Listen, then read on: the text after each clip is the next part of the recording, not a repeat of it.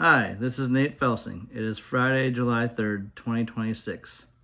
In this video, I will describe local, resting, and action potentials. In neurons, these are the electrical potentials of the plasma membrane.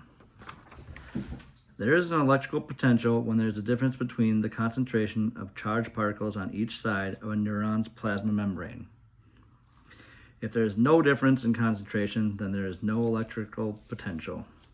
To identify if there is an electrical charge, we look at the concentration of charged particles inside and outside of the neuron, specifically in the fluids known as extracellular fluid, or ECF, which is on the outside of the neuron, and the intracellular fluid inside the neuron.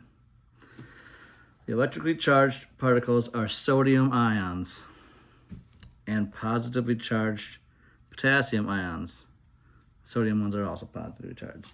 And there's also negatively charged cellular proteins in the ICF. Outside of the membrane, there's a high concentration of positively charged sodium ions.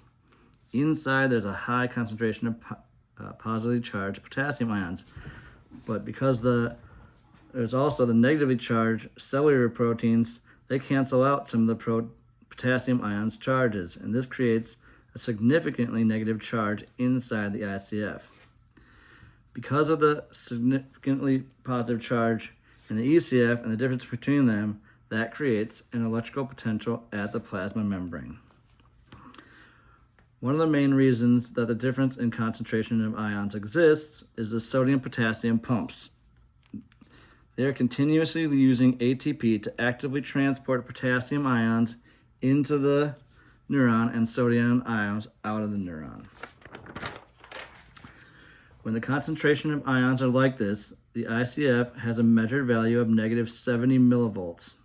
It is considered to be at rest and is ready to send an electrical signal. This is the resting membrane potential. In addition, when the plasma membrane is at rest and the ICF is negative 70 millivolts, the membrane is considered to be in a polarized state. Again, when the plasma membrane is in a polarized state and at resting potential, it is ready to send an electrical signal along its length. The signal is triggered by a stimulus. The signals are potassium and sodium ions moving in between the membrane. That is known as currents. To assist in generating the currents are the sodium and potassium gates. The gates remain closed during resting membrane potential. The gates open when a dendrite is stimulated.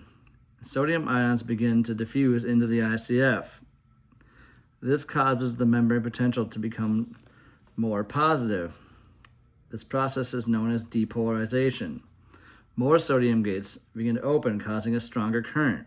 If the current is strong enough, and it can progress through the plasma membrane and possibly to the axon hillock region, it is known as local potential.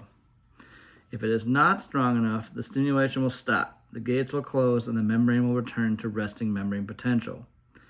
If the signal is strong enough to reach the axon hillocks, it will trigger a stronger and faster diffusion through the use of many sodium and potassium gates along the axon's length. This is known as action potential.